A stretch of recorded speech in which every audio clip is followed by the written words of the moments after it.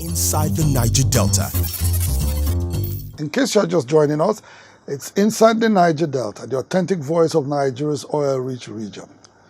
The federal government recently hinted that it has concluded arrangements to offer 178 gas flare sites in the Niger Delta to investors to harness wasted gas for use in the domestic economy.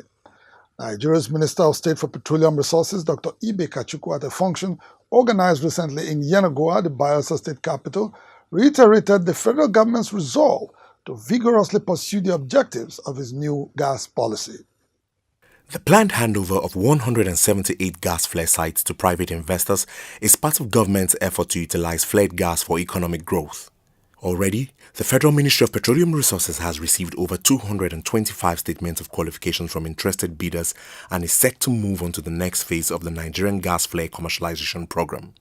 Under this program, the federal government also intends to put a final stop to the flaring of gas in the oil fields of the Niger Delta by the year 2020. It is being able to capture all the stranded gas, make sure that there's enough domestic obligation. Most times oil companies are resisting it. It's easy to just produce your gas, put it on board a vessel, just like crude, and send it out. But we can't keep doing that when the country does not have power. It's disgraceful. Dr. Kachiko, while admitting that effective utilization of the country's vast gas reserves was hampered by inadequate infrastructure, noted the gas flare commercialization project would require private sector participation to succeed. We need to get the private sector to go in, build necessary infrastructure, toll it.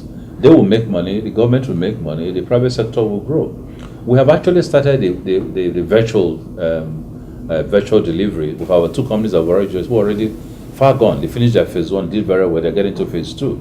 Those are the kind of things we both need to sit down and see how do we bring that together, supplying gas through a virtual system that is consistent and reliable, and at the same time be able to charge the right prices for those power once you get to those individuals. The federal government's effort to commercialize gas and stop gas flaring by the year 2020 is commendable for obvious reasons. Going by the current trends on the global scene, gas has become an alternative to crude oil, with vast opportunities capable of transforming the Niger Delta socio-economic landscape.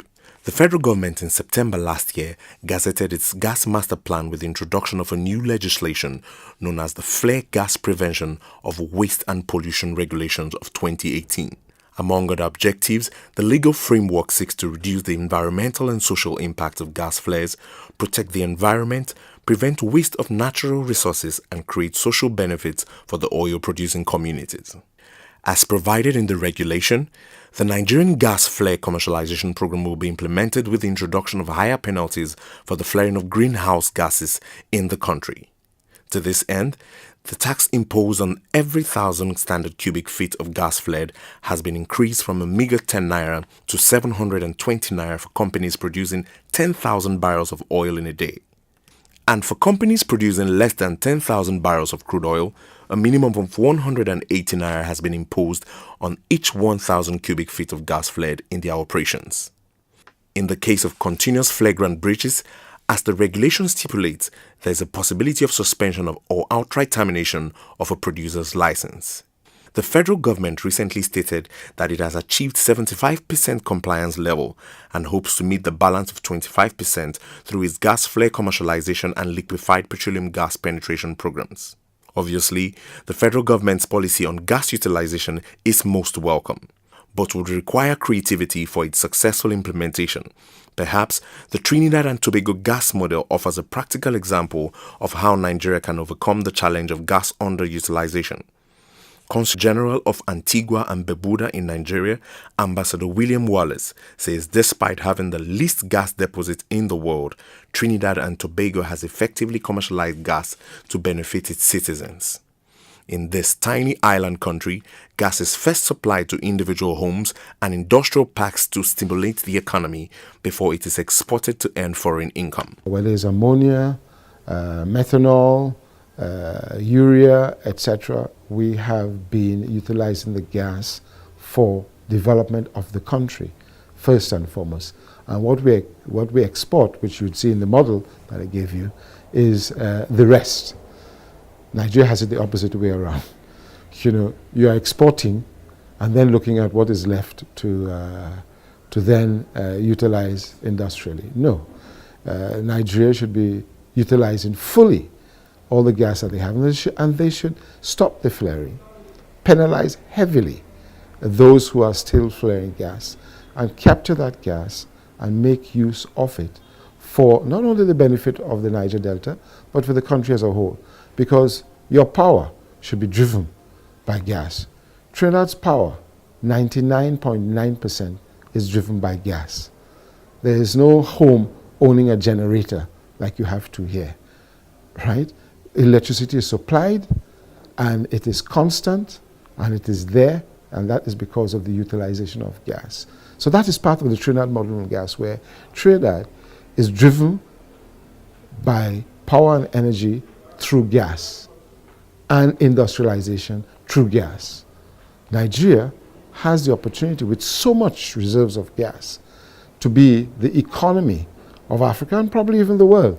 Russia has a bit more than you, probably Saudi Arabia, but there's no reason why Nigeria should not utilize fully their gas. The Trinidad model on gas has shown that we have taken control of the transportation of the gas. From the time the gas is associated with the oil, we take control. So it's transported straight through our own transportation system, our own pipelines, through NGC, National Gas Pipeline, and goes directly to an industrial park where all the facilities and the industries are powered by this gas. It is the end, what we'll call the dregs, that is exported. In an exclusive interview with Inside the Niger Delta, Ambassador Wallace underscored the need to train youth in the Niger Delta in the transportation and delivery of gas. Such a training, he said, would transform the youths into gaspreneurs and create wealth for them. At the moment, the gas, you're waiting to put down and lay pipelines, etc., to transport the gas, right? Yes. But we have a solution. I have a solution. As a matter of fact, with my associates, we can provide virtual pipelines, right, which will be trucked, and these Niger Delta youths could be trained with the trucking, with the gas gathering, and the gas delivery. And that is making them gaspreneurs. So they can form themselves into cooperatives. The Niger Delta can now, or Amnesty Office, or the Niger Delta Commission, can put the funds, which are there already for them, for empowering them, to us to do the training and do the supply of the equipment and the machinery to take the gas and deliver it wherever they have to deliver it, whether it's to NNPC, or whether it's to industrial parks, or whether it's to manufacturing parks, etc., and that could be done. So they don't even have to be blowing up pipelines, you know, because there's no pipelines to blow up in the meantime. Whilst you're taking 5-10 years to lay down pipes, etc., we can be moving the gas virtually. The federal government's gas flare commercialization program also has a self-imposed target of ending gas flares by 2020, 10 years ahead of the 2030 deadline issued by the United Nations to phase out gas flares. It is, however, important to emphasize that unless the federal government takes practical steps to achieve the goals it has set for itself in this direction, its gas flare commercialization policy would most likely go the way of previous laudable policies grounded by poor implementation. Inside the Niger Delta. Everything are dying. The whole fish has gone. From that very good health, we are now seeking. Oil is not supposed to be on the surface. Oil is supposed to be inside the pipe.